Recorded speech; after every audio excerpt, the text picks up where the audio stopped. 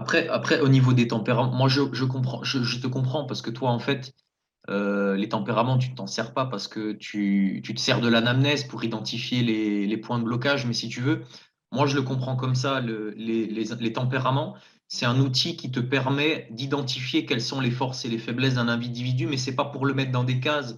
C'est des outils qui te servent à acquérir de l'information sur une personne. Mais si tu fais une anamnèse correcte et que si tu observes bien, en réalité, tu n'as pas besoin des tempéraments, mais je pense que c'est juste un outil pour faciliter la lecture d'un individu, en fait. C'est pas pour le mettre dans des cases, mais c'est vrai qu'il y a beaucoup de naturopathes qui pensent que c'est un outil magique et que, en gros, au sanguin, il faut lui donner du cru végétal et qu'au nerveux, il faut lui donner des protéines animales, alors que C'est c'est pas basé du tout sur ça la rien. finalité. Oui, c'est Mm. basé sur rien. On a tous besoin des mêmes nutriments. On a tous le même système digestif. Donc, oui, je te Ben, comprends totalement. on revient à ce qu'on avait dit là, dans la dernière vidéo, tu sais, par rapport à l'article que j'avais écrit. Quels sont les besoins de l'homme? Oui, Tu vois, ouais, ouais. je veux dire, quelle que soit la morphologie de la personne, personne ne peut péricliter, comme on dit, personne ne peut je veux dire, au niveau de sa santé, ne peut avoir une santé optimale s'il part sur des protéines végétales. Ouais. Tu le sais très bien qu'il est obligé de se complémenter. Donc déjà, tu vois, de là, dès le départ, tu vois, ce que j'allais te poser comme question, c'est une fois que tu as vu le morphotype, qu'est-ce que tu en fais, quoi?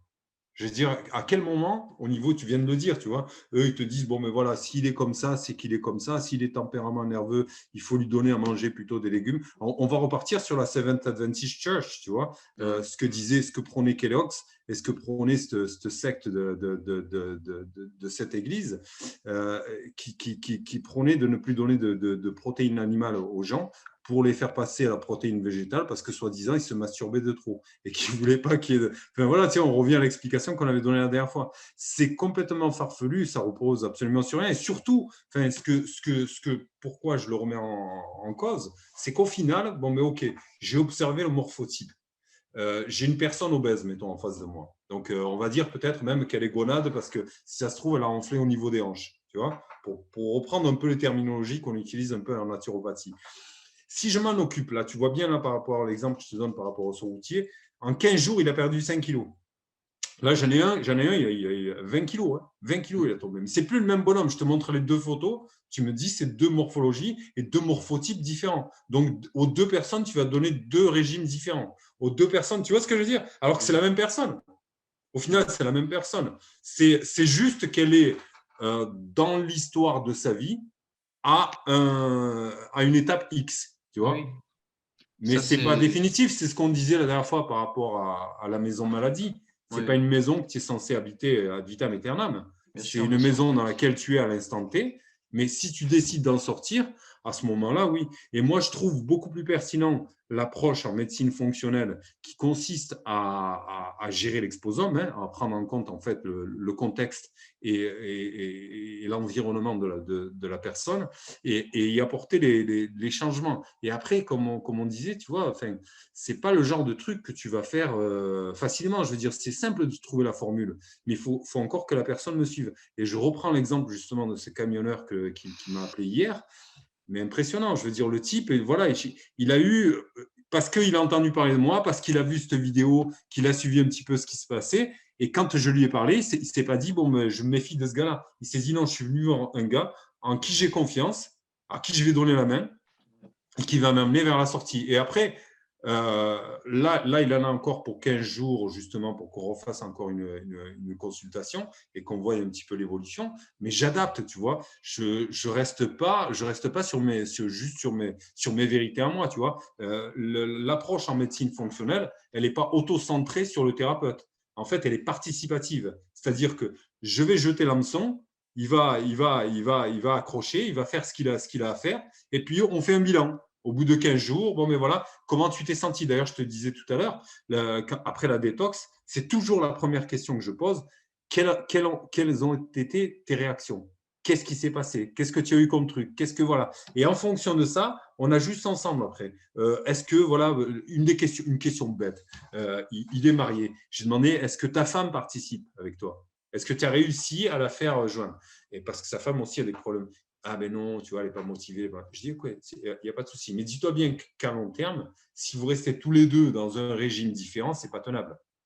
Enfin, tu vois bien, dans un couple, puis même, tu vas t'asseoir avec quelqu'un à table, tu vas tendre la main, tu vas essayer de choper un truc, tu vas vouloir manger du pain. À un moment donné, tu vas en prendre du pain. Tu vas voir une glace passer, à un moment, tu vas la prendre aussi, la glace. Donc, comme je dis, en fait, comment dire, le changement, il se fait progressivement, il ne se fait pas en une seule fois. La personne, elle doit adhérer à ton plan d'attaque. Et j'allais te dire un autre truc qui m'est complètement passé à côté.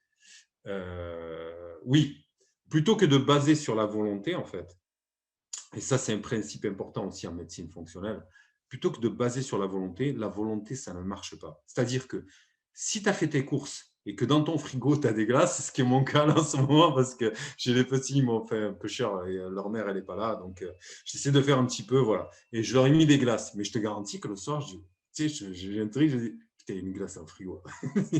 et, et de suite, tu as cette espèce d'envie, tu sais, c'est comme un démon qui te parle, une espèce de was-was, comme disent les musulmans, tu vois, une espèce de murmure dans tes oreilles et qui est incessant, tu vois. Donc, si tu te bases juste sur la volonté, tu n'y arriveras pas. Le mieux, c'est toujours de baser sur l'organisation. Tu mets en place une routine en faisant bien tes courses, tu vois, en commençant à bannir des aliments que tu ne vas plus acheter. J'ai eu le cas avec un petit de 16 ans, écoute bien, il a 16 ans, 190 kilos. Oula. J'ai jamais vu ça. Le gamin, c'est quoi? Il est assis, les jambes écartées, et ben, du genou jusqu'au burnes, j'allais dire. Il a les pieds qui se touchent, quoi. Il a les jambes qui se touchent, qui sont collées comme ça. Mais Putain. t'imagines quoi? Il a 16 ans. Alors, le père, il me dit ouais, moi, j'en peux plus, c'est lui, c'est machin. J'ai dit d'accord, c'est lui. Je dis qui c'est qui fait les courses? Il a le permis, le gamin? Il me dit non, il n'a pas le permis. Je dis, ben, s'il n'a pas le permis, c'est toi qui fais les courses, non? Et ouais, mais il me demande. Ah, d'accord, ok. Donc, c'est lui qui fait la loi, quoi. Enfin, je veux bien, tu sais, avec l'époque moderne où on vit, là, l'enfant roi, il ne faut pas être autoritaire, il faut laisser le gamin se développer tout seul, faire ce cours, quoi. Il y a un moment donné, tu es obligé de poser un cadre, tu le sais. Ouais, Hein, bien sûr. moi, là, je te jure, mon gamin, un jour, il revient sans basket de l'école. Sans basket, il est revenu pieds nus, quoi. Je ne sais pas comment ça se fait. Tu vois. Il y a un moment donné, et là, je te jure, on a fait 15 jours de rentrée. Il en est à 2 trousses. 2 trousses, il a perdu. On a fait 15 jours. Deux trousses. À un moment, on fait quoi là? On dirait. Ouais, ouais. On ne Ouais. parle pas avec le gamin, on ne l'interpelle pas. Et là, c'est la même chose. Tu prends ce gamin qui a 16 ans, 190 kilos. Est-ce qu'il y a un moment donné, toi, tu remplis le congélateur de glace, tu mets des chips de partout, tu mets des bonbons de partout, tu mets des trucs. Qu'est-ce que tu crois qui va se passer avec cet enfant? À quel moment, toi, en tant que parent, tu l'es venu en aide? Après, je sais bien que, tu sais, on passe notre temps, machin, mais à un moment donné, il faut poser les trucs, quoi. Et garçon, tu es mon fils, je vais t'expliquer. Parce qu'en plus, au-delà même du poids, imagine ce gamin qui va à l'école. Tu sais comment c'est cruel à l'école, Ouais. surtout au collège. Hein. Au collège, mais Ouais, ouais. il fait 2 pas, tu en as 20 qui sont morts de rire derrière lui, tu le sais comment ils sont, hein, le harcèlement. Et le petit éteint, tu vois, avec son téléphone portable comme ça, tu vois. Enfin, il y a tout un tas d'attitudes, tu vois. Tu me parlais de morphotype. Ouais. Moi, je base plus sur l'observation, tu vois, sur le comportement, sur ce que fait la personne, pendant même que je suis en train de faire l'anamnèse avec cette personne, et des fois, je le fais en visioconférence et tout, pendant même que je fais cette visioconférence, et même avec certains élèves, hein, il y en a une qui nous suit, et d'ailleurs, elle verra certainement la vidéo, et qui m'a rejoint. Elle n'a pas voulu faire de cours, elle a voulu juste prendre le truc où elle faisait les études de cas, mais sans avoir fait le truc. Je dis, OK, vas-y, prends-le, le fais. Dès le premier jour, je savais que j'allais avoir des problèmes avec cette personne. Parce qu'il y a, tu sais, il y a une attitude, il y a une façon de faire, il y a une façon. Tu sais, quand tu as quelqu'un qui vient te demander quelque chose, que ce soit en tant qu'éducateur ou que ce soit en tant que thérapeute, tu sens si la personne, elle vient pour demander ton aide et si elle va l'accepter. Tu vois. Et si elle accepte en fait ton aide, il faut qu'elle accepte aussi tes règles. Je reviens même à l'éducation par rapport au gamin. Le gamin, il faut qu'il les accepte. Tu vois. Il y a un moyen après de les faire accepter. Tu discutes et tout ça. Puis après, il y a la punition. Hein, je veux dire ça. Mais ça, tu ne peux pas le faire avec un client. Tu vois. Mais tu peux lui expliquer par contre que s'il ne suit pas, je te donne l'exemple de cette personne que je suis en train de suivre. Je lui ai dit, si tu ne suis pas ce que je suis en train de te proposer, tu vas vers de graves problèmes. À long, moyen terme, tu vas vers d'énormes problèmes. Ouais. Donc voilà, tu vois, enfin, Après, les gens, tu nous, peux, tu peux pas les aider hein, s'ils n'ont pas envie d'être aidés. Moi, ce que je fais généralement après la première consultation avec une personne, c'est que je renvoie, je fais mon retour de mail et j'oblige pas, mais je propose chaque fois un nouveau rendez-vous à la personne, mais je lui laisse la possibilité. Mais je veux juste qu'elle soit claire avec moi et qu'elle me dise, ben, Jérémy, ok, je veux partir avec toi pour un accompagnement. Ou alors, bah, écoute, Jérémy, ça me suffit ce que tu m'as donné au niveau de l'anamnèse, je m'arrête là. Mais il y a plein de gens qui me répondent pas, enfin ça m'est déjà arrivé, tu vois, qui te répondent ouais, pas ou je qui, sais. qui font les choses à moitié ou qui reviennent 3 mois après.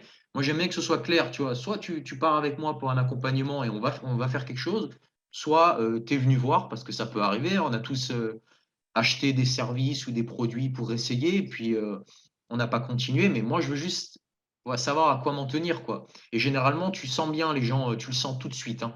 Dans la réponse, dans l'engagement, dans les mots, tu sens directement si quelqu'un est impliqué. Et généralement, ça rate pas, hein. 100% des gens qui reviennent avec la bonne attitude, ben, tu me diras ce que tu en penses, ton expérience, mais généralement, il faut pas 15 séances hein, pour qu'il y ait du mieux, quoi. Hmm. Ah, c'est clair, je suis complètement d'accord avec toi. Ça, c'est ce que je te disais justement par rapport à cet élève juste avant, hein, et par rapport à certains clients qui viennent me voir. C'est vraiment dès le début, tu le sais. Tu sais qu'il y a tout un processus, et ça, je l'enseigne dans la formation en fait.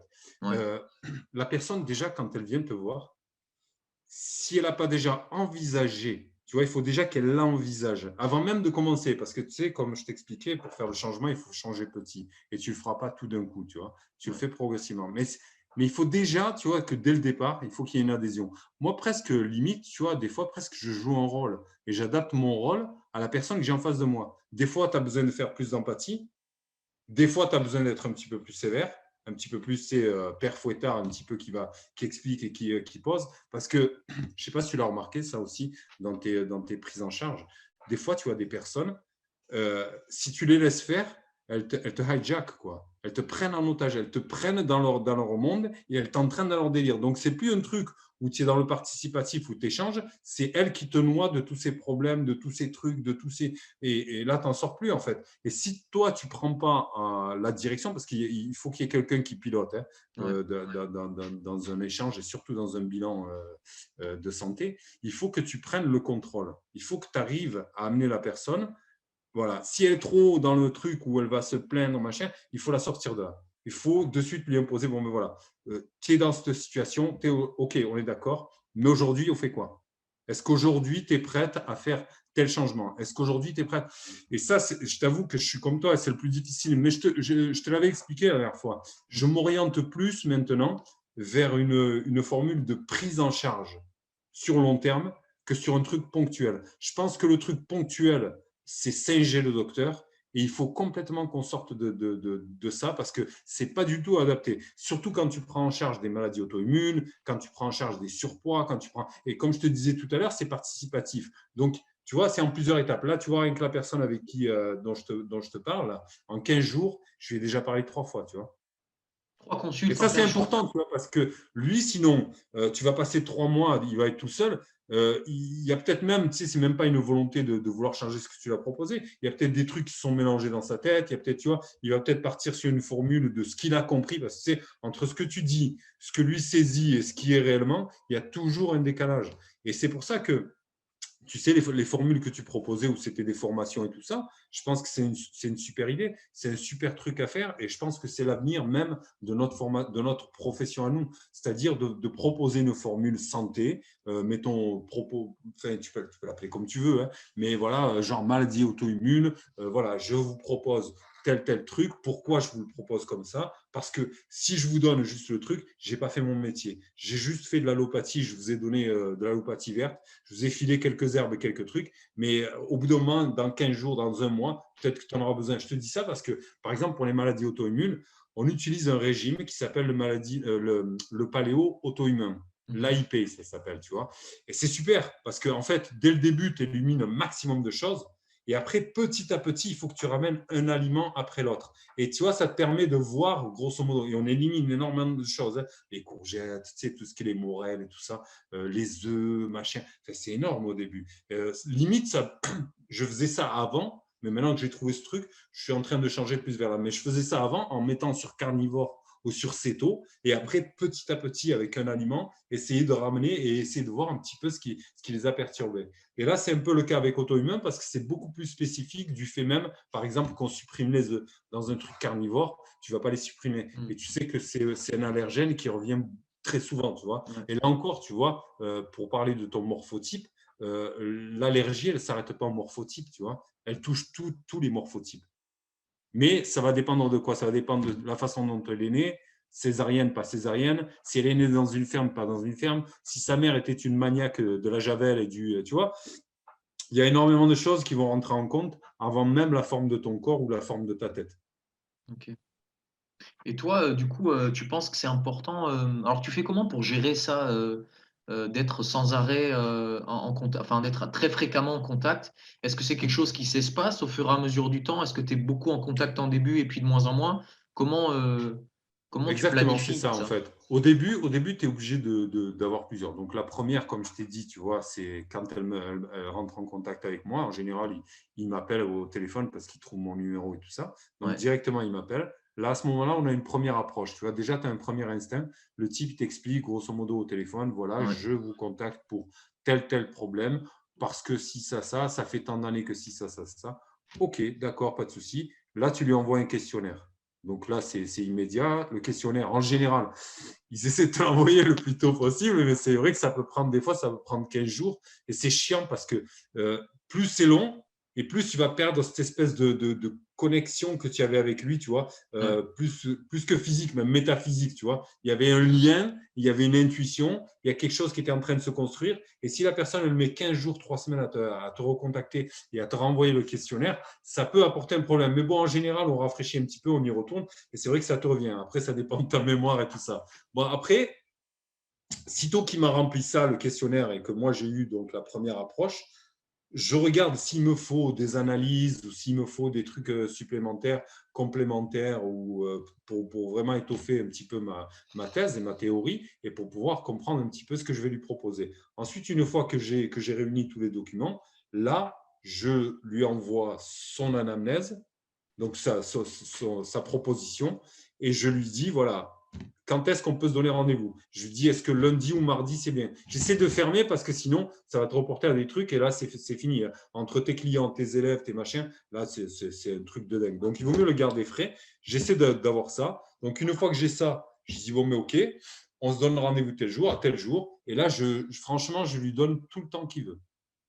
Je ne lui impose pas genre 45 minutes ou une demi-heure. Mais bon, j'oriente, je ne me laisse pas entraîner dans un truc ou sinon il va te raconter sa vie de quand il est né jusqu'à… Mais voilà, on en a pour à peu près, en général, ça dure, allez, grosso modo, 1 heure si on n'est pas trop bavard. Là, du coup, il a toute son explication. Je lui demande de répéter pour être sûr qu'il a bien compris ce que j'attends de lui. Est-ce que tu as bien compris que pendant 10 jours, tu vas faire ça? Oui, oui, oui. Est-ce que pendant… Oui, oui, oui. Donc, après les 10 jours, donc moi toujours après la détox, après la période de nettoyage, donc qui dure en général 10 jours, on va dire 10 à 15 jours. Après cette période, on redonne un rendez-vous téléphonique succinct, mais qui me permet d'avoir une idée de ce qui s'est passé, quelle réaction il y a eu, tu vois, d'avoir vraiment une idée de ce qu'on a fait et vers où on va. Une fois que j'ai ça, j'ai dit, bon, mais OK, tu passes à la phase 2.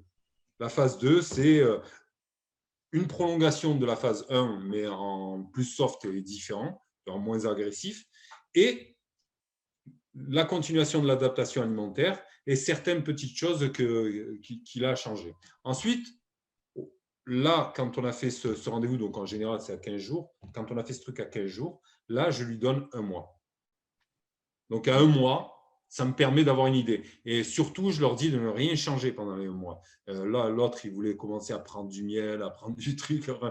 Je dis, reste tranquille, laisse le bazar comme on l'a mis là. On va attendre, voir un petit peu comment tu en es, parce que tu sais comment ça se passe avec les SIBO, avec les candidoses et trucs. Ce n'est pas le genre de truc, des fois, qui s'éteignent d'un coup. Donc, il vaut mieux garder un petit peu, tu vois, sur la longueur et éviter d'aller trop nourrir ces bactéries. Et essayer de ramener une symbiose. Tu sais que les deux facteurs importants au niveau des intestins, c'est la barrière intestinale et la symbiose. Et ça, vraiment, c'est un truc que j'essaie de rétablir à tout prix. Donc, c'est pour ça que je lui dis, bon, voilà, maintenant, tu as un mois, tu fais exactement comme on est parti, tu arrêtes absolument le traitement de choc d'éléphant que je t'ai donné pendant 10 jours, là, Ouais. tu stoppes là, et là, tu continues après. Et Ok, après, d'accord. donc, au 1 mois, les maladies auto-immunes, en général, j'aime bien les garder 3 mois. Ok. Sachant que, tu vois, c'est au 1 mois après. Donc là, il aura 1 mois pour faire son truc. Et après, 1 mois après, il me recontacte. Et là, normalement, en 3 mois, on a une idée. Et c'est vrai que je l'ai testé, ça, notamment avec des Hashimoto, notamment avec tout un tas. C'est des cas sévères, hein, des cas assez lourds, hein, qui sont quand même assez difficiles à prendre en charge, mais avec lesquels j'ai de super résultats. Et une fois que la personne elle a retrouvé la santé, parce que des fois, ils oublient ce que c'est la santé. C'est Ouais. vrai, hein. Quelqu'un qui a été malade pendant des années, il retrouve. Là, le type, hier au téléphone, je te jure, presque limite, il m'a fait chialer. Quoi. Tellement il était content et tout. Je te jure, j'étais là, je me dis, c'est magique ce métier. Quoi, là. Hmm. C'est vrai, c'est magnifique. Quoi. Tu te Ouais. rends compte que 15 jours, tu as modifié la vie du gars. Quoi. Ouais. Et là, c'est vraiment un bonheur de faire ce genre de métier. Je pense que ni toi ni moi, on est venu ici par hasard. Hein. On n'est pas là, on rentre pas dans ce genre de métier en se levant un matin, en se disant aujourd'hui, je vais être naturopathe. Je pense que c'est quelque chose vers lequel on est guidé. Bon, après, c'est notre côté spirituel du truc. Mais je pense que voilà, il y a des personnes qui sont faites pour le faire. Et c'est très bien. C'est très, très, très bien. Alors, au niveau des bilans de santé, moi, j'avais une autre question. Est-ce que ça t'arrive de demander des analyses complémentaires? Et sinon, quel type d'analyse est-ce que tu fais faire le plus souvent? À part peut-être le bilan sanguin, quoi. Ouais, en général, ça va être quoi en fait? C'est déjà la glycémie. Ouais. Mais la glycémie, tu sais que tu ne peux pas juste te concentrer sur un seul élément. Hein. Tu sais que tu as, comment ça s'appelle? La, comment, oh, tu as le taux glycémique, d'accord? Après, tu as les triglycérides. Ouais. D'accord. Et après, il y a un truc avec lequel je discutais euh, avec Georges Mouton l'autre jour. C'était l'hémoglobine, comment on appelle ça? Je vais te le retrouver. HbA? Hémoglobine.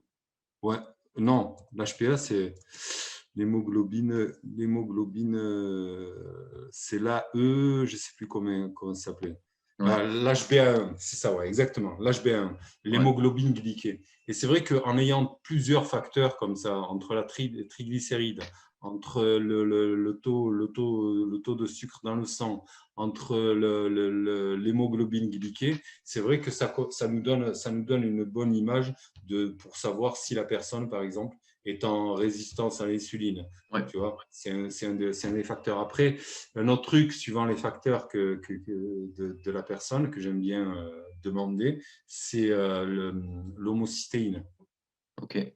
Pour l'inflammation? L'homocystéine, le côté dommageable de la chose, c'est que tu n'es pas remboursé par la sécurité sociale. Par contre, ça te donne un taux. Quand tu as un taux d'homocystéine élevé, ça veut dire que soit ton cycle de Krebs ne se fait pas, soit tu as une carence en vitamine B12. Et c'est vrai qu'on utilise aussi souvent ce test pour avoir une indication sur la vitamine B12. Et ça peut être important en fonction de la personne qui est en face. Et là, c'est là encore que j'insiste en fonction de l'épigénétique, donc en fonction de la génétique, surtout en fonction des antécédents. Le docteur Georges Mouton, lui, il utilise beaucoup ça, les génotypes. Tu vois. Ok. Mais nous qui ne sommes pas médecins, c'est difficile d'avoir ce genre d'analyse. Moi, je fais toujours passer par des médecins pour qu'ils me filent les analyses, mais c'est vrai que j'ai du mal. Après, voilà, c'est un long débat. J'espère qu'un jour, on l'aura avec Georges Mouton sur les génotypes, mais c'est vrai que lui, il l'utilise beaucoup. Moi, beaucoup moins parce que déjà, c'est pas mon métier. Et de deux, c'est très difficile pour nous de les obtenir. Mais après, sinon, tu as des trucs basiques comme la vitamine D. Tu sais que la vitamine D, c'est majeur. C'est Hmm. majeur. On doit avoir une idée du taux de vitamine D de la personne. Et en rétablissant les taux de vitamine D, je te garantis que franchement, des fois, ça fait de grosses différences. Après, c'est le taux de fer dans le sang. Ouais. J'aime bien, voilà. Après, tu as la TSH, T3 et T4. Tu vois, c'est le genre de truc qui va être un gros indicateur pour t'éviter de faire fausse route, tu vois, pour avoir une idée, même si au travers de l'anamnèse, tu vas de suite comprendre si c'est au niveau de la thyroïdie et tout ça, mais c'est toujours bien d'avoir une idée à ce niveau-là. Ok. Mais A- ouais. Après, qu'est-ce qu'on a dit? On a dit la vitamine D, on a dit le fer, on a dit le sucre, on a dit l'homocystéine, on a dit. Et après, ça va être, tu vois, là, dernièrement, j'ai quelqu'un qui s'est fait injecter. Je ne dis pas le mot machin parce que ça n'est pas un. Donc, c'est quelqu'un qui s'est fait injecter avec la sauce tomate là, qui donne à tout le monde en ce moment. Et donc, Putain. en fonction de ça, il y a quelques problèmes de santé qui sont apparus. Et je ne Ouais. sais pas si tu connais ce test, mais ça s'appelle le test d'Edimer. Non. Alors, le test d'Edimer, ça permet d'évaluer la coagulation du sang. Ok. Ce qu'on s'est rendu compte, en fait, c'est que la protéine spike, elle se mélange carrément à l'épithélial, donc au niveau des veines, au niveau de la circulation, donc à l'intérieur de tes veines. Et en se mélangeant, et spike, tu sais ce que ça veut dire en anglais? Ça veut dire pointe. Ouais. Ok. Donc, ça fait des pointes au niveau des artères. Il y a des médecins qui ont analysé justement la composition sanguine après l'injection de vitamines, hein, donc après cette injection, et ils se sont rendus compte que non seulement l'apparence et la construction du sang était complètement modifiée, euh, de l'aveu même de cette toubib, en 35 ans de carrière, elle n'a jamais vu ça. Et elle a constaté aussi de la construction de graphène. Donc, l'oxyde de graphène et tout ça. Donc, si tu veux, en fait, en faisant le dédimère, on s'est rendu compte, avec pas mal de gens, que ces gens étaient en train de coaguler. Donc, ils Ok. étaient en train de faire, tu le sais, soit des AVC, soit des cardiopathies. Et ça se joue sur comment ça s'appelle? Sur les toutes petites veines, tu vois. Et c'est très difficile à voir. Donc, c'est pour ça que faire le test dédimère, c'est important, si la personne s'est fait injecter. Ok, d'accord. Ouais, et ça, va savoir si le médecin va le prendre en charge et tout ça. Ouais. Mais après, voilà, après, ça dépend de la personne et tout ça. Mais souvent, tu sais, quand ça doit t'arriver toi aussi, quand les gens reviennent avec leurs analyses sanguines, tu vois qu'il y a énormément de choses qui servent à rien, quoi. Les histoires de cholestérol, Ouais. mais des pages et toujours les mêmes, toujours, toujours. Je te jure, depuis que j'ai commencé ce métier, c'est incroyable. Le nombre d'analyses qui ne servent à rien, qui ne sont pas du tout pertinentes, c'est assez flippant. Et après, ouais, je dois en oublier, mais dans les principales analyses, je pense que oui, en ayant ça, la TSH, le fer,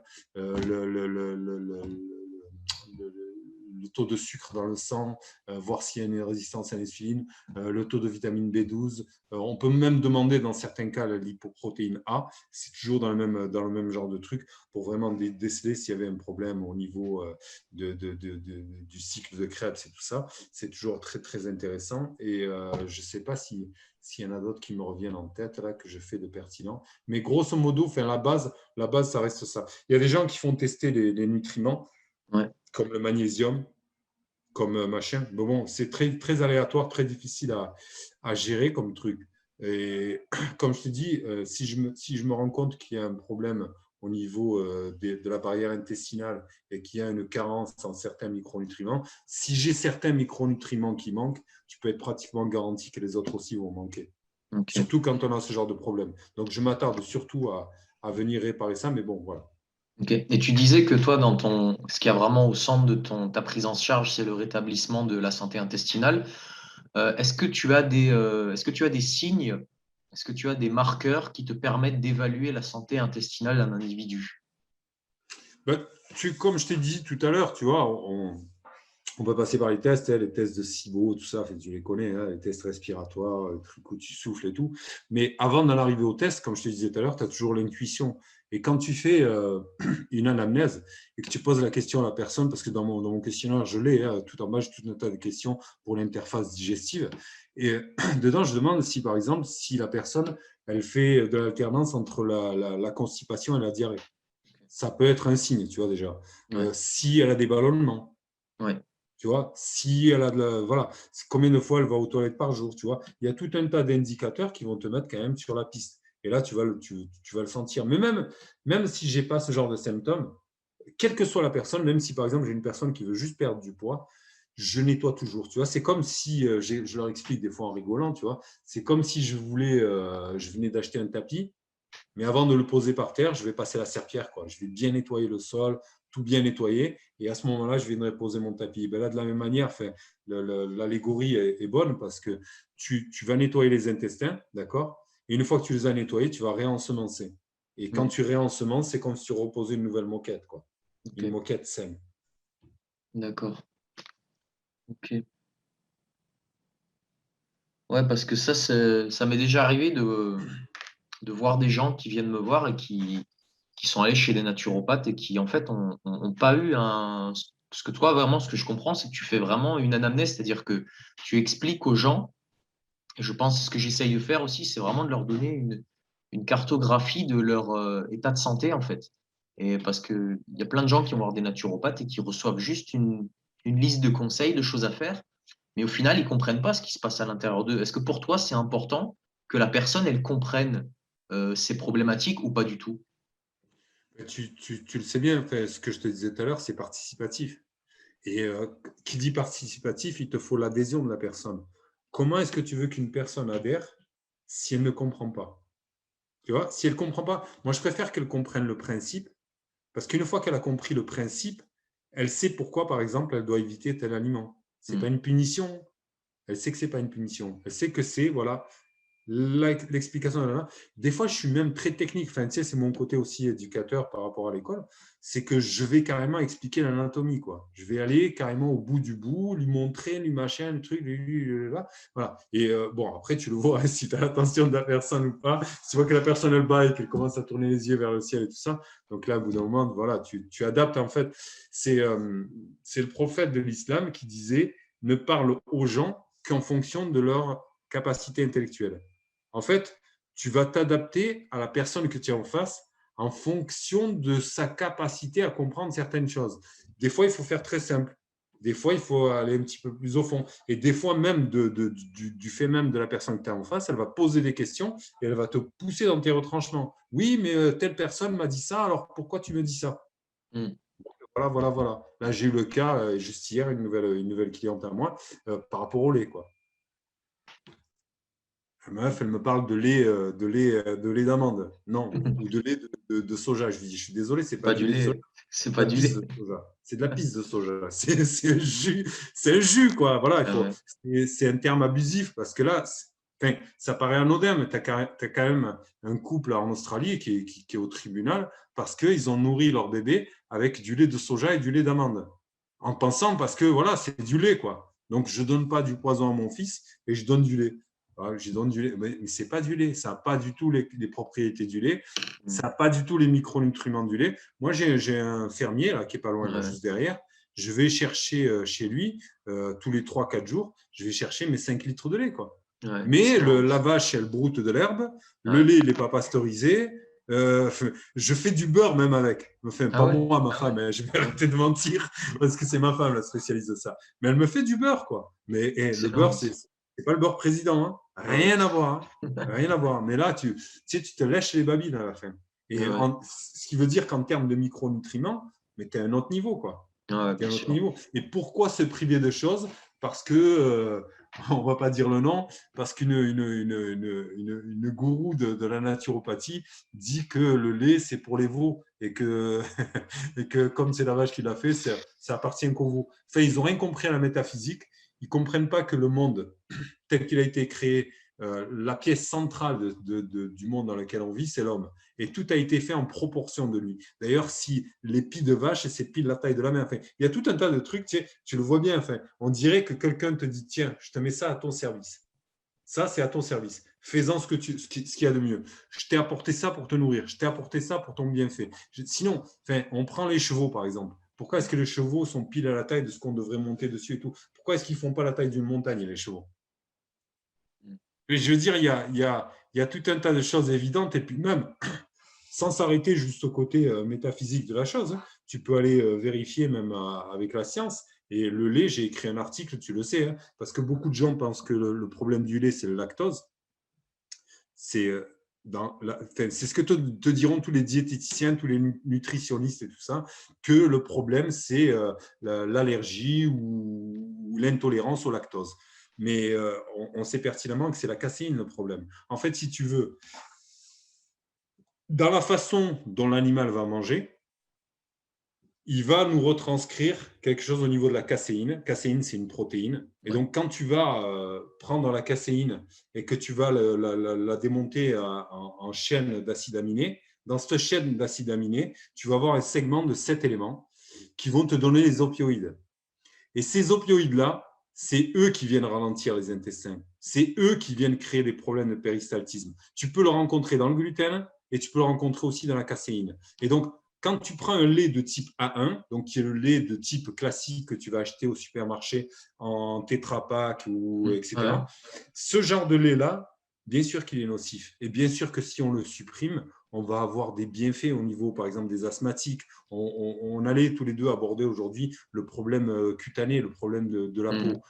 C'est le cas aussi, tu vois. Il y a énormément d'allergies, énormément de problèmes de peau qu'on arrive à bloquer en arrêtant ce genre de lait. D'accord? Mais il n'existe pas que ce type de lait. Il n'y a pas que le type A1. Il existe le type A2. Et ce type A2, c'est un certain type de vache et surtout aussi c'est lié à la façon dont l'animal est nourri. C'est pour ça par exemple qu'une chèvre, tu lui feras jamais manger des choses qu'elle n'est pas faite pour manger. C'est pour ça qu'ils les sortent dehors et tout, parce que les chèvres, voilà, elles sont très difficiles et elles mangent que leurs trucs. Et donc le lait de chèvre, par définition, enfin, tu le donnes à quelqu'un même qui est allergique, même les femmes qui ont des problèmes pour allaiter, c'est un truc qu'on fait souvent, c'est de leur donner du lait de chèvre en y Ouais. ajoutant quelques gouttes d'huile de poisson, par exemple. Tu vois? Et l'huile de poisson, on peut en rediscuter aussi parce que tu as un énorme problème. La plupart des huiles de poisson sont rances. Il y a vraiment, et on se rend compte même au niveau de la synergie des micronutriments qu'il vaut mieux manger un poisson entier que de prendre des compléments d'huile de poisson. Tu vois. Et là encore, on revient à ce qu'on disait, il vaut mieux toujours rétablir un intestin sain, donner une adaptation alimentaire et se contenter du minimum au niveau des suppléments et des compléments. Moi, je limite ça, tu le sais très bien, vitamine D, vitamine K2, tu vois, magnésium, quelques trucs comme ça. Et vraiment, ça se compte sur le doigt d'une main. Ouais. Après, tout ce qui est dire, bon, mais il te manque de la vitamine B12, je te donne la vitamine B12, c'est l'exemple que tu donnais par rapport à ce naturopathe qui va te filer une liste, une ribambelle de produits et à la fin, tu arrives chez toi, tu te dis, mais comment je vais gérer ça quoi. Enfin, il n'y a pas d'empathie au niveau du naturopathe. Il ne se met pas dans le côté pratique de la personne. Il ne se dit pas, bon, moi, cette personne, c'est une personne humaine, elle va passer sa journée à surveiller, à 14h15, mange la gélule A, 14h28, gélule B. Mm. C'est irréaliste, c'est irréalisable, et au final, c'est voué à l'échec. Et au final, comme tu dis, ça nous donne un sale nom, parce qu'une personne qui a une expérience comme ça avec un naturopathe, il va se dire, mais c'est quoi ces charlatans, quoi. Bah, du J'ai coup, dépensé, ouais, tu disais quoi? J'ai moi je dépensé. disais, je dépensais une fortune et finalement je suis pire qu'avant, quoi. Ouais, Tu l'as dit, tu l'as déjà eu ce problème avec les gens, par exemple, qui viennent se traiter avec l'huile de ricin, quoi. ouais, oui. Et Euh, comment tu vas rétablir les intestins avec l'huile de ricin? Quelle est la propriété active de l'huile de ricin qui va me permettre de rétablir un péristaltisme? Vraiment, franchement, j'aimerais bien qu'ils me répondent à ce niveau-là. Surtout les gens qui s'y connaissent en phytoaromathérapie, qui connaissent aussi les plantes, ils savent pertinemment qu'il y a des plantes qui sont beaucoup plus adaptées. Les gens de la médecine fonctionnelle l'ont compris. Tu prends, que ce soit cresseur, que ce soit mouton, que ce soit, enfin, il y en a énormément. Tout le monde pratiquement utilise la berbérine de nos ouais, jours. Ils ont ok. tous compris. Hein. Mais du coup, Moi, là, ça fait tu des parles. années et je l'ai découvert dans le désert, la berbérine. J'ai découvert par l'épine vinette quand j'habitais dans le désert, imagine. Et je te jure que c'est phénoménal. Ok. Bah, du coup, là, tu parlais de compléments et que en fait, t'en conseilles pas tant que ça parce que tu pars quand même comme moi sur l'hygiène de vie, mais j'aimerais quand même ton avis juste d'une manière générale. Euh, Est-ce que tu penses que les compléments servent à quelque chose? Problème délicat. Parce que, non, mais c'est vrai, parce que, comme je t'ai dit, tu vois, nous, on est toujours spécifique. Donc, on est toujours ciblé, individualisé par rapport à la personne. Une personne qui a une réduction gastrique, par exemple, à qui on a réduit l'estomac, tu Ouais. sais très bien que le facteur intrinsèque, c'est ce qui produit la vitamine B12, qui va la créer au niveau de notre estomac. Ces gens-là, qu'est-ce qu'on fait? Tu vois, tu as beau nettoyer et tout, mais ces gens-là sont obligés de le prendre. Après, sous quelle forme? Je vais te donner l'exemple. J'ai eu à m'occuper de plusieurs fois d'autistes, tu vois. Et un truc que j'aime bien faire, c'est pendant que je leur nettoie les intestins, parce que tu le sais, hein, c'est complètement lié. Hein, l'axe intestino-cérébral, il n'est plus à démontrer. C'est plus un truc d'ordre psychologique. Je veux dire, l'autisme, on sait très bien qu'il y a une perturbation au niveau intestinal. Et de la même manière pour la peau, tu sais qu'il y a énormément de choses qui sont liées à l'intestin et que j'y porte énormément d'attention. Mais dans leur cas, eux, par exemple, j'aime bien leur donner de la vitamine B12, mais qu'on injecte. Donc, de la méthylcobalamine. Il y a plusieurs types de vitamine B12. Tu sais, c'est encore là, c'est pareil pour le magnésium, il y a plusieurs types. C'est pour ça qu'il faut vraiment être intelligent au niveau de la supplémentation. De quoi on parle et de qui on parle.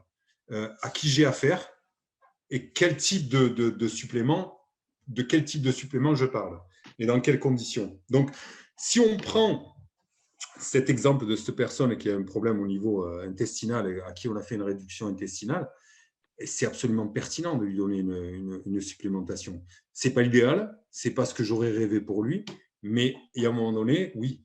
Mais par contre, la personne qui arrive chez moi, qui a une carence en vitamine B12, que je constate en faisant mon test d'homocystéine, je constate qu'il y a ça. Est-ce que mon premier réflexe en tant que thérapeute, si tel est mon titre, en tant que thérapeute, est-ce que mon premier réflexe, c'est de suite de dire, bon, mais il te manque vitamine B12, je te donne vitamine B12.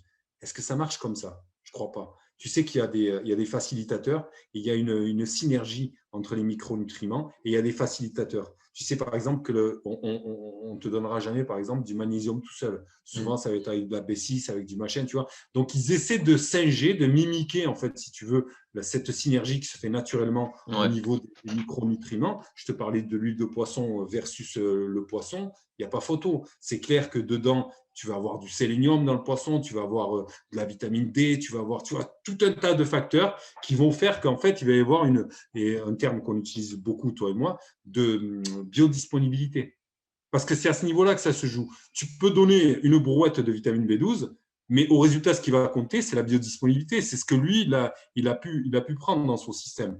Et dans ce sens-là, si tu vas regarder, j'ai fait plusieurs articles, on s'est rendu compte que les multivitamines B, c'était de la rigolade. Il n'y avait aucune preuve. Ça veut dire qu'il n'y a pas de papier derrière qui montre que c'est. Enfin, je veux dire, comment tu peux Ça a été savoir démontré que c'est assimilé en fait? ça Comment a tu peux été savoir? démontré dans le sens inverse, en fait, que c'est inutile et voire même parfois dangereux. Parce que au final, enfin, comment tu peux mesurer qu'un complément il est utilisé par l'organisme? Parce que je te donne un exemple. Imagine, tu t'injectes une vitamine D dans le corps, enfin, tu la prends en goutte, la vitamine D, elle va être dans ton sang. Mais ça ne garantit en rien que cette vitamine D, elle va être utilisée. Parce que si tu bois de l'alcool, bah, l'alcool, il est dans ton sang, mais ton corps, il ne l'utilise pas. Enfin, je veux dire, c'est quelque chose de toxique, tu vas devoir l'éliminer. Donc, comment savoir si un complément, il est vraiment utilisé par ton corps ou pas? Enfin, là, tu prends le mauvais exemple parce que la vitamine D, tu vois, c'est un truc qui m'arrive de supplémenter. Surtout, par exemple, tu prends quelqu'un de diabétique, de suite, tu réfléchis même pas, tu le lui mets vite, vite. Mais comment est-ce qu'on mesure? Bon, on mesure, c'est toujours pareil, hein, les prises de sang, voilà. Si tu as des choses qui remontent, c'est que ça va, quoi.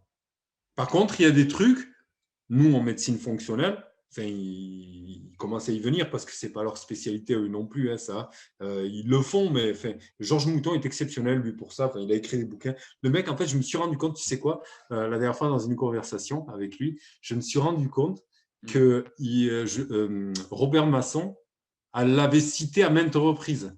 Et notamment un de ses bouquins qu'il avait écrit il y a 35 ans. Eh ben, Donc, c'est pas pour rien, tu vois. Enfin, on se rencontre au final et on cite souvent Robert Masson, même s'il y a plein de trucs sur lesquels je suis pas d'accord avec lui. Hein, tu sais, par exemple, sur les fruits, de manger les fruits en dehors des repas, ça fait aucun sens, tu vois. Par rapport à la glycémie, c'est très bien que l'indice glycémique, c'est quelque chose qui est calculé en laboratoire, mais quand tu consommes avec d'autres aliments, tu réduis la glycémie de quelque chose. Donc, il vaut mieux, surtout pour des profils de gens qui ont des problèmes de glycémie, diabète, ouais. il vaut mieux l'intégrer, tu vois. Mais pour revenir à tes suppléments, il y a des choses, par exemple, je te disais, qu'on ne supplémente pas, à moins qu'il y ait vraiment un gros problème. On parlait tout à l'heure du fer. Ouais. Attention avec le fer. Tu sais qu'il est plus dangereux d'avoir un excès de fer qu'une carence de fer. Mmh. L'excès de fer peut être mortel carrément. Ouais. Tu vois? Et est-ce que tu as déjà été voir comment on faisait les compléments de fer? Ça, c'est aussi une Non, question que les gens ne se posent pas. Il vaut mieux pas. Hein. Il vaut mieux non. pas. Ah, des clous rouillés, des trucs, mais laisse tomber. Mais si tu vois, par exemple, comment on nourrit la spiruline, tu vas rigoler, hein, de la pisse, des clous, des machins. C'est pour ça que tu fais Quoi? gaffe. Hein, ah ouais, ouais, je te jure, tu fais gaffe où est-ce que tu vas chercher tes trucs. Euh, on revenait comment ça s'appelle? C'était quelle vitamine? Je crois que c'est la vitamine D. Je ne sais plus c'est laquelle. Qu'on fait à partir de la laine de mouton. Je crois que c'est la C'est la D3. D3, ouais. Ouais, c'est la D3, il me semble. Ouais, ouais. Voilà. Et les gens n'ont pas idée, quoi. Ont pas idée. Alors, va me comparer, toi, de la laine de mouton avec du beurre ou avec, tu vois, des choses comme ça. Donc, tu vois, comme je t'ai dit, pour moi, c'est pas systématique. J'évite. Et tu vois, tu parlais de biodisponibilité. On sait par exemple pour la vitamine B12, c'est pour ça que j'ai insisté sur la forme. Quand je dis méthylcobalamine, c'est-à-dire que c'est une vitamine B12 qui est déjà méthylée. Et en plus, je la mets en intramusculaire. Donc, je saute l'étape intestinale et je vais directement lui filer. Donc, une forme méthylée, donc une forme déjà biodisponible. Si tu OK. vas chercher, parce que tu ne la trouveras pas ici, celle-là en France, hein, je la commande d'Allemagne, moi. OK. T'imagines? Ouais. Ici, là, en fait, si tu vas chercher, tu vas aller trouver ces espèces de vitamines B12 qui vendent en pharmacie, même les injectables. Mais Ouais. c'est ridicule OK. comparé à ça. Et de la même manière, hein, tu peux prendre, on prend le magnésium. Tu sais que l'orotate de magnésium est interdit à la vente en France. OK. Et tu vas te retrouver à prendre des magnésiums qui vont finir que par elles sont tellement peu biodisponibles qu'elles se retrouvent directement dans ton côlon et elles te filent la chiasse. Tu te OK. retrouves avec des diarrhées, tu te retrouves avec des trucs incroyables. Alors que l'orotate de magnésium, c'est magique. Hein. J'en ai filé à mon père, paix à son âme, quand il était encore en vie. J'en ai filé à mon père, ça lui avait fait du bien, tu vois. Donc si je comprends bien, le monde des compléments, c'est extrêmement compliqué. Ouais. On sait pas vraiment si on connaît pas vraiment le degré d'efficacité, mais ce qui est sûr, c'est que c'est un business monstre, hein. Ben C'est un oui, c'est business ce que tu monstre, disais quoi. la dernière fois, c'est clair. Hein, les types, en fait, tu le vois, même C'est les incroyable, hein. laboratoires, les trucs, c'est hallucinant. Hein. C'est triste, tu vois, parce qu'en fait, comment te dire, c'est comme si le diable avait changé de vêtements, en fait. Au lieu de passer par l'allopathie classique, tu vois, on va passer par tout un tas de trucs. Et après, nous, on se dit, bon, mais c'est naturel, c'est anodin, quoi. Ouais, Lui, tu sais qu'il y a des gens qui se sont retrouvés à l'hôpital, aux urgences, à cause de ces huiles de poisson rances. ouais, Et c'est pour ça qu'il faut faire super gaffe. Je ne dis pas qu'il ne faut pas le prendre. Une bonne huile de foie de morue, par exemple, c'est ce que je recommande, tu vois. Une bonne huile de foie de morue, quelque chose qui a bien été produit, auquel on a fait attention, parce que tu sais que c'est comment dire, c'est très instable. Dès que ça a été pressé, ça oxyde directement, tu vois. Et il faut vraiment faire gaffe à ce que ça ne devienne pas rance. Et en fait, quand ils ont fait, il y a une étude que j'avais lue, tu pourras me la demander. Après, j'essaierai de te la chercher, te la mettre, comme ça tu pourras la poster. Il y a une étude qui avait montré que tu as énormément d'huiles de poisson qui sont complètement rances ok, et qui sont dangereuses. Quoi. Et en fait, c'est contre-productif. Là où toi, tu penses apporter la santé, tu continues à aggraver la chose. ok, ok.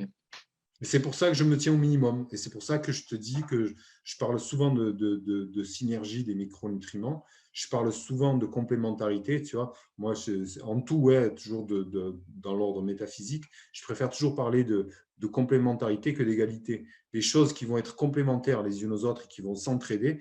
Enfin, c'est comme on disait, tu sais, dans le micro et le macro, ce qui est en haut est en bas. Ce qui est à l'ordre humain, on peut le rapporter à l'ordre des macronutriments, on peut le rapporter à l'ordre des bactéries qu'on a dans nos intestins. Tu vois, on ne va pas éliminer complètement les bactéries pathogènes.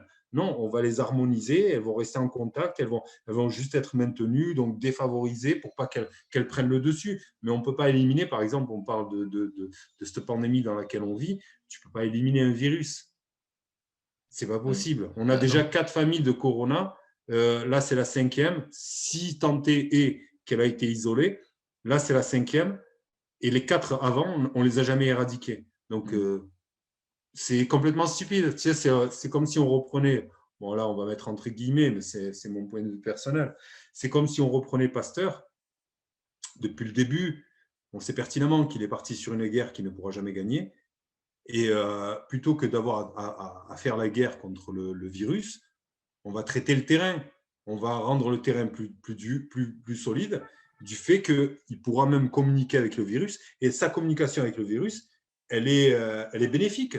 Parce que tu sais, comment il parlait? Il me disait l'hormèse la dernière fois. Tu sais, une toute petite peu de poison, ça peut être bénéfique pour ton Ça corps. te Parce que ça va renforce, ouais. déclencher tout un tas de choses qui vont faire que voilà, ton système immunitaire, par exemple, va se renforcer. Tu vois, c'est Mm. par exemple, on parlait du stress la dernière fois, toi et moi. Mm. Pareil, le stress à petite dose, il est super sain, tu vois. À des moments ponctuels où on a un moment de stress, ça va être excellent. Et Bien ben, sûr. de la même manière, en fait, je pense qu'il vaut mieux prendre soin du terrain, renforcer la personne, et chose que je déplore, hein, aujourd'hui on nous parle de pandémie, machin, de ci, de remdesivir et tout, et jamais on parle d'alimentation, de nutrition, jamais on parle, on nous a confinés parce qu'il y avait 0,05% de gens qui mouraient d'une maladie. Le diabète, il tue beaucoup plus de gens que ça, et je ne les ai pas encore vus confiner le Coca-Cola, quoi.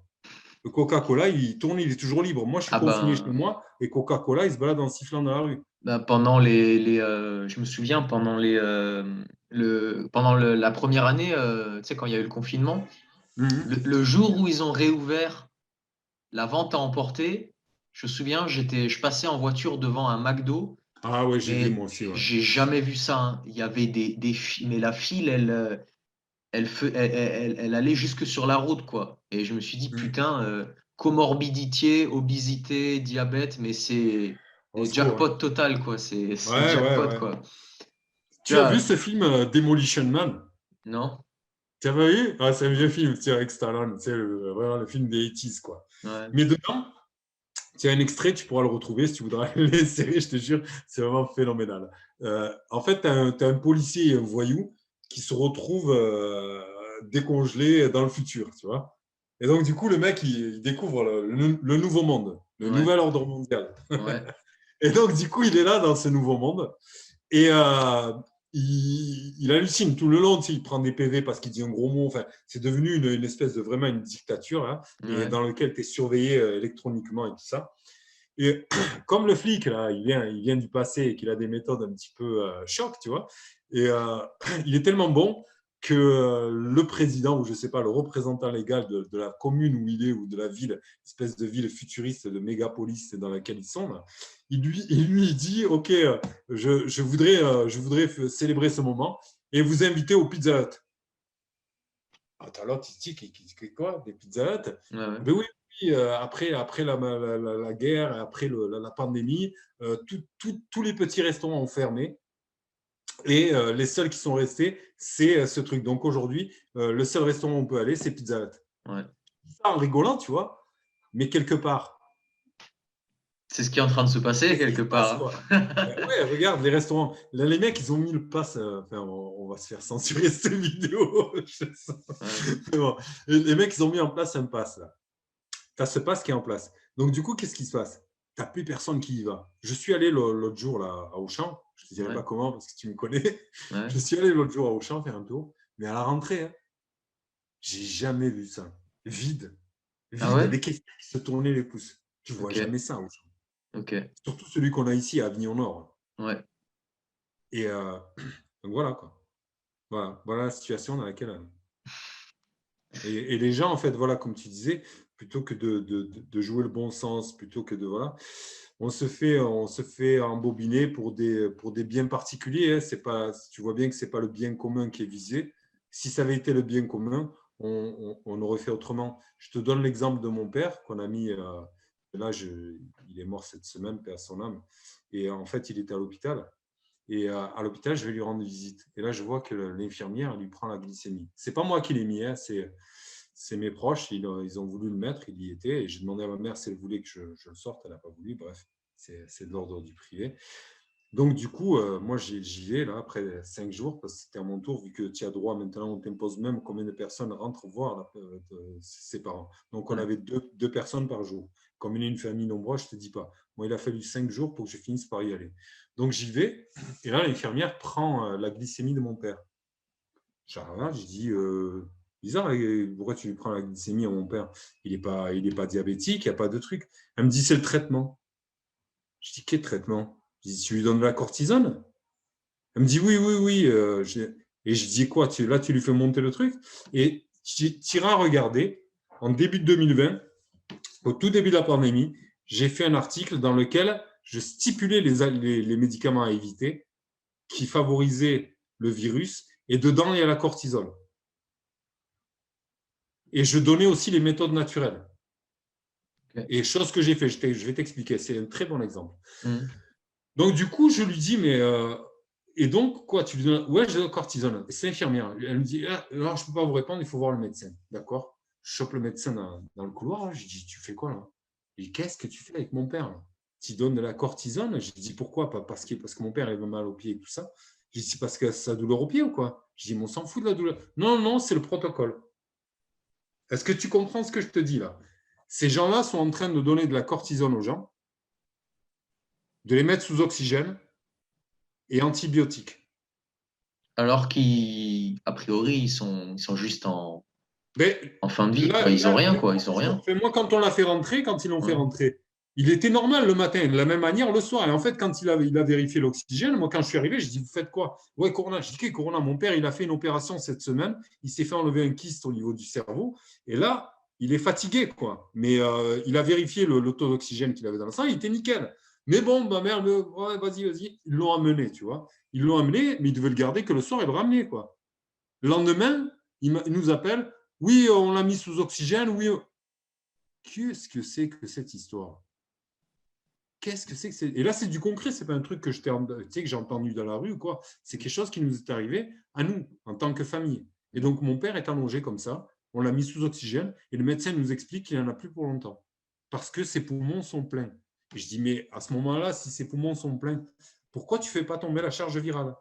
Et elle me dit, mais que tu comprends, je sais de quoi tu parles, l'ivermectine, l'azithromycine, ça n'a pas été démontré. Je dis, attends, excuse-moi. Le guignol en chef là, qui dirige le pays, il n'a pas parlé de guerre. Il n'a pas dit qu'on était en guerre contre un virus. Si on est en guerre, on est en médecine de guerre. Et quand on est en médecine de guerre, on utilise ce qui marche. Je te donne un bon exemple. Pendant la guerre des tranchées, ils avaient manqué de morphine. Tu sais ce qu'ils mettaient à la place de la morphine? Ils mettaient de l'eau. Pour avoir l'effet de placebo, tu vois. On est en médecine de guerre. En médecine de guerre, putain, on fait tout, quoi. Ouais, on fait tout le possible. Là, non. Là, ils l'ont posé comme un légume dans un lit. Et là, je te parle de quelque chose de personnel. Hein, c'est mon propre père. Hein. On l'a posé sur un légume et impossible. J'ai touché sa cage thoracique. Tu avais l'impression qu'il avait une table dedans. Je l'ai déjà eu avec des gamins. Tu l'envoies au kiné, tu fais vider, tu vois. Mais fais tomber la charge virale. La première chose, le sermon d'Hippocrate, primum non nocere, tu vois, il y a tout un tas de choses qui vont nous pousser à prendre en charge les personnes, quoi. Chose qui n'est pas faite. Ouais. Je te donne le bon exemple, c'est que ma mère, elle a eu ce corona, enfin voilà, c'est une grippe, grosse grippe, je dis attention, elle est sévère, hein. Ma mère, elle a eu 15 jours et elle n'a pas voulu se traiter, parce que ma mère, elle est comme ça. Elle va rester 5 jours, 6 jours allongée, elle ne dit rien à personne. Moi, au bout de 6 jours, je me suis rendu compte, là, j'ai commencé à faire mon petit traitement à moi, et chose que j'ai fait pour ma femme, je t'explique, ma femme est restée pour aider ma mère et mon père, je les ai laissés une dizaine de jours avec eux. Donc, au bout d'un moment, ma mère a été malade avant elle, au bout d'un moment, elle tombe malade. Elle tombe sur le lit là, en rentrant à la maison, fièvre, frisson, vomi, enfin, c'est une grippe accélérée, c'est sévère. Qu'est-ce que j'ai fait? Clou de girofle, ail, décoction, et au niveau des amygdales, je mettais des huiles essentielles, dont Ravinsara et tea tree. Top de top, tu vois, petite friction là, au niveau là. Tu sais combien? Ma mère, elle est restée 15 jours, mon frère, il est resté 15 jours allongé, ma femme, 3 jours. Ok. Là, ça a marché. 3 jours, elle était sur pied. Ok. Donc, oui, c'est antibactérien. Hein. Antibactérien, antiviral, tout ce que tu veux. Et en plus, quand je te donne du clou de girofle, non seulement c'est antibactérien et tout ça, mais c'est aussi un anti-inflammatoire. Et en plus, quand je te mets la lysine avec l'ail, mais va me trouver un médicament qui fait mieux que ça. Bon, là, on a eu le débat, ivermectine, machin, parce qu'on est à l'hôpital. Je ne vais pas faire Rick Zaraï, lui ramener de l'ail avec un réchaud et faire ça devant mon père. Tu vois ce que je veux dire? Ouais. Mais il me l'aurait laissé à la maison. Je Ce que pense tu que aurais ça. fait, ouais. Mais encore faut-il, tu vois, c'est pas ta femme, c'est pas ton fils, tu n'as pas autorité sur lui. C'est pas, tu vois, enfin, moi, comment te dire? Pour le dire simplement, je passe pour un farfelu un petit peu à la maison. Hein. Tu sais, nous tous, un naturopathe, on passe pour des dingues. Hein. Ouais. Non, mais c'est le docteur, tu sais, il a la blouse blanche, c'est vers lui, c'est lui qu'on vénère. Limite, on va tourner la Qibla vers lui, on va commencer à prier dans sa direction, quoi. Tu vois ce que je veux dire? Ouais. On en est à ce point-là. Et maintenant, tu as même des gens qui n'y comprennent rien, qui veulent même avoir des débats avec toi. Ils ne passent pas leur temps à lire, ils ne passent pas leur temps à comprendre. Et là, je te parle d'un article que j'ai écrit en 2020. Et j'expliquais déjà que la cortisone, tu vois, comme quoi c'est phénoménal. Et c'est le genre de protocole qu'on met en place. Donc, ça vient souligner un petit peu la stupidité de la médecine moderne, si tu veux. Ok. Ou même pas la stupidité, mais le côté pervers, le côté où, comment te dire, c'est plus le bien commun qui est visé, c'est autre chose. Est-ce que un petit mot pour conclure sur parce que là on a surtout parlé des bilans de santé en fait. Un petit mot peut-être pour conclure en 3 mots, qu'est-ce qui fait un bon bilan de santé d'après toi? L'empathie. Le premier mot qui me vient en tête, c'est l'empathie. Tu vois, arriver à se mettre dans la peau de l'autre et arriver aussi à anticiper les questions, tu vois. Quand, c'est pour ça que je parlais d'intuition et que je te disais que des mecs comme toi et moi, on n'est pas là par hasard, tu vois.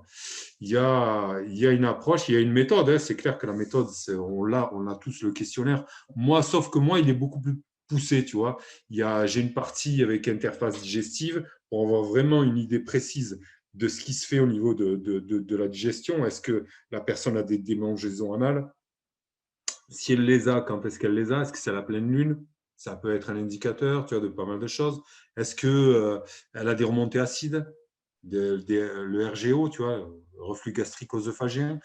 Est-ce que quand elle va aux toilettes, tu en parlais déjà dans une vidéo, est-ce que cette personne, elle a, est-ce que cette personne, elle a, elle a des morceaux d'aliments entiers qui sortent souvent, tu vois? Est-ce qu'elle a des constipations? Est-ce qu'il y a une alternance constipation-diarrhée? Est-ce que dans ses antécédents familiaux, est-ce qu'il y a eu quelque chose, tu vois? Ok, Donc d'accord. voilà. Et après c'est clair qu'il y a toute la partie technique, tu vois, qui consiste au bilan sanguin et tout ça, tu vois. Ça encore, c'est vrai que c'est difficile pour nous parce que quand on ne les a pas, on doit passer par des médecins et des fois, ils ne veulent pas le faire. Le nombre de fois où j'ai eu des gens qui reviennent et à qui on n'a pas voulu faire l'homocystéine, c'est impressionnant. Et puis après, oui, c'est bien poser la question à la fin, à la toute fin, moi, une fois que j'ai récupéré tout, enfin, toutes les informations dont j'ai besoin, je demande à la personne quelle est la raison qui t'a poussé à venir vers moi et qu'est-ce que je peux faire aujourd'hui pour t'aider. Ok. Et là, en général, voilà, elle te dit, bon, mais voilà, mon gros problème. Et après, une fois qu'elle a terminé, je dis, ton gros problème, c'est quoi selon toi? Où est-ce que tu penses que tu as la chose qui te gêne le plus, ce qui t'embête, t'empêche le plus de vivre, qu'est-ce qui t'empoisonne le plus la vie? Ok. Paf, paf, paf, paf, paf, paf. Et puis après, et puis surtout, partir sur des questions, rester ouvert, tu vois. Pas des trucs où c'est juste oui ou non, tu vois, mais relancer, tu vois, et essayer d'avoir un maximum d'informations, parce que des fois, ils ne te le donnent pas dans le mille. Je te donne l'exemple de cette personne qui était venue me voir avec sa fille et Hmm. qui avait des problèmes, mais vraiment impressionnants, des trucs, même les médecins se sont pété la tête dessus, quoi. Et au bout d'un moment, la question tout con, ta maison, elle est comment? Quel est l'état de salubrité de ton domicile? Est-ce qu'il y a de l'humidité? Ça peut arriver à des questions comme ça, tu vois. Hmm. Ça peut débouler sur des questions comme ça. Ça Hmm. m'est même arrivé de me rendre chez une personne pour Hmm. constater de moi. Tu vois. Et Hmm. là, vraiment, quand tu as ce genre d'anamnèse, quand tu arrives à avoir ce genre de réponse, là, je te donne l'exemple du côté insalubre de la maison où tu avais tout ce côté mycose, tout ce côté champignons, comment on appelle ça, ouais, j'allais oublier. En anglais, on dit les molds.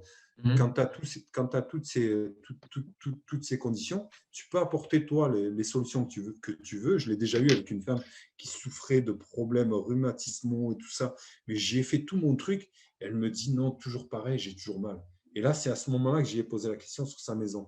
Et j'y suis allé, mais je te jure, on aurait dit une caverne.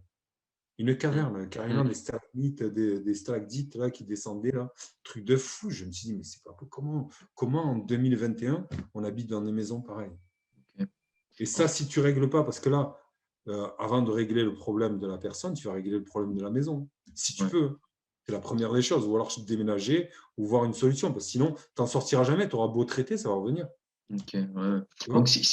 si je comprends bien, à la fois, il faut être très pointu sur la technique, mais à la fois, si tu veux, tu as tellement, en fait, tu as un nombre de questions infinies que tu pourrais poser à la personne et tu peux pas les poser toutes ces questions. Et c'est là où la naturopathie, c'est un art parce que tu peux pas te baser uniquement sur la récolte d'informations. Il faut que tu te bases sur ton intuition parce que tu as une infinité de questions que tu pourrais poser.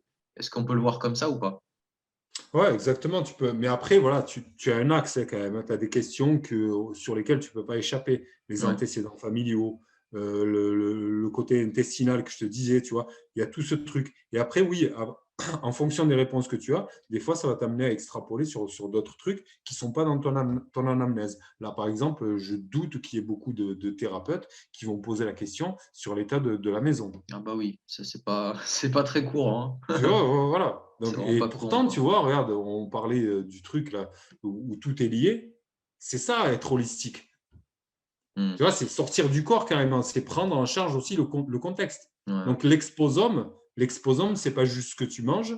C'est pas juste. L'exposome, c'est aussi tout ce qui est en corrélation avec toi et avec ta génétique. Et tout ce qui va pouvoir modifier, qui va avoir une action sur ta génétique. Comme on disait souvent, la génétique, c'est un flingue, mais ce qui appuie sur la gâchette, c'est le Hmm. contexte. Et dans ce cas-là, quelle est la partie du contexte qui vient vraiment enquiquiner et poser un problème. Et des fois, ça peut être plusieurs facteurs. On parlait notamment de la vie de couple, tu vois, ça peut arriver là. Hein. Il peut y avoir un truc toxique, tu vois, à la maison, ou alors au travail, ou alors, tu vois, des choses comme ça qu'il faut régler. Ouais, tout à fait. Ok, bah écoute, il est pas loin de 11 heures. Il me semble que Hmm. tu devais, t'avais un petit Ouais, je suis allé impératif, hein. récupérer les gamins. Hein. Je suis Ah. célibataire là pour encore quelques jours. Bah écoute, je te Un souhaite bien du... célibataire avec des gosses, tu vois. Et franchement, si je peux Ouais, faire une parenthèse, vas-y. dames, c'est pour les dames. Hein. Vous êtes des super-héroïnes. Sérieusement, hein. Arriver à faire tout ce que vous faites, travailler, machin, chapeau bas, quoi. J'ai pas d'autre mot. Hein. Et là, si jamais vous voulez soigner votre mari et qu'il comprenne un peu, qu'il ait un petit peu plus d'empathie pour vous, mettez-le dans la situation dans laquelle j'ai été là, avec des jumeaux, avec faire à manger, faire truc, faire manger. Je sais pas comment vous faites, quoi. Moi, je suis au bord de la crise de nerfs, là, il me reste encore 3 jours à tirer. Je sais pas comment je vais faire, mais je te jure, c'est bravo, quoi. Bravo. Et tu vois, ça peut être un des trucs, je fais la pirouette, tu vois, mais ça peut être un des trucs, tu vois, dans l'anamnèse, qui est souvent pas considéré parce que elle ne montre tellement pas, tu sais, c'est un peu le signe qui est sur l'eau, que les pattes, elles pataugent en dessous, tu ne les vois pas bouger, et qui est majestueux sur la surface de l'eau. C'est exactement ça, tu vois. Elles sont belles, elles sont radieuses, elles sont bien coiffées, elles sont machin, et en dessous, tu as ces pattes là qui font 10 milliards de choses en même temps. Ok, merci, hein. Ça marche. Bah écoute, je te souhaite bien du courage, hein, pour les prochains temps. Ouais, Et mais puis, merci beaucoup. on se revoit Ben bien ouais, on bientôt, pourrait se hein. le faire même ponctuel, tu vois, se le faire un petit peu, je sais pas, comme tu veux, tous les 15 jours ou toutes les Ouais. semaines. Et c'est toujours intéressant d'échanger avec toi sur ce genre de points, quoi. Parce que moi, là, comme je te dis, en formation, là, toutes les semaines, j'ai des nouveaux thèmes que je traite. Et justement, bon, là, j'ai pas enregistré le début sur les tempéraments, mais tu vois, par exemple, là, on a parlé du vitalisme, de la force vitale. Et c'est vrai que, bon, la façon dont on me le présente, c'est pas la façon dont je le comprends. Tu le comprends peut-être d'une autre façon. Donc, ça peut être intéressant, voilà, d'échanger sur ce genre de sujet, quoi. Hmm. Voilà. Ouais. Bon, Ok. en tout cas, voilà, ouais, je suis content d'avoir entendu parler de ta formation. Ça me donne une idée, mais j'avais déjà un pressentiment que ça allait être ce que tu m'as décrit tout à l'heure. Ça reste entre nous parce que c'était pas enregistré. Mais ouais, j'avais un pressentiment que ça allait être ça. Et ouais, peut-être. J'en récupère beaucoup en fait d'élèves qui sont passés par ce genre d'école, tu vois, et qui reprennent la formation avec moi. J'en ai une, je vais dire juste son prénom, elle se reconnaîtra, Linda, qui est, qui est venue d'une grosse école dont je ne citerai pas le nom, donc une école assez chère et tout ça, et qui, je le vois enfin, au travers de son évolution dans la formation. C'est le jour et la nuit. Elle commence à savoir comment est-ce qu'on fait de vraies prises en charge. Ok. Elle m'a dit la dernière fois, j'ai enfin trouvé la confiance de prendre en charge les personnes. Ok. Donc, tu vois, et ça, je pense que dans le genre de formation où tu es, ils devraient. Je ne sais pas pourquoi ils sont en retard, pourquoi ils n'intègrent pas ce côté médecine fonctionnelle. Je ne sais pas Après, pourquoi j'ai pas ils. tout vu, hein. Je suis au début, hein. J'ai pas tout vu. Bah, s'ils ont commencé déjà avec les deux Gugus, on ne va pas citer les noms que tu m'as cités. C'est parce que voilà, il y a une partie traditionnelle, mais comme je te dis, il y a une partie qui s'appelle médecine académique. Donc, il y a 700 heures sur bah, voilà, les connaissances médicales de base, les connaissances en pathologie, en examen clinique. Enfin, il y a tout le tralala qu'on voit en première année de médecine, quoi. Donc, je pense que c'est vraiment une complémentarité des deux choses. Et puis, évidemment, moi, je suis pas dupe, hein, je vais le faire à ma sauce. Ouais, ouais, ouais. Évidemment, voilà, je D'accord. fais. Bon, on se comprend. On se comprend, on se Mais, comprend. voilà, on n'ira pas plus loin. Bon, mais écoute, c'est cool. Allez, Je te je te remercie en tout laisse. cas. Je C'est t'en toujours un prie. plaisir de voir ta bouille. Et d'ailleurs, c'est quoi cette barbe là?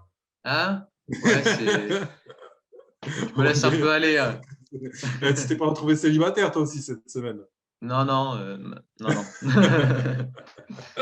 Bon, allez, je te dis à plus. Ouais, je te fais des grosses Allez, bises. ciao, Courage. ciao. Ciao.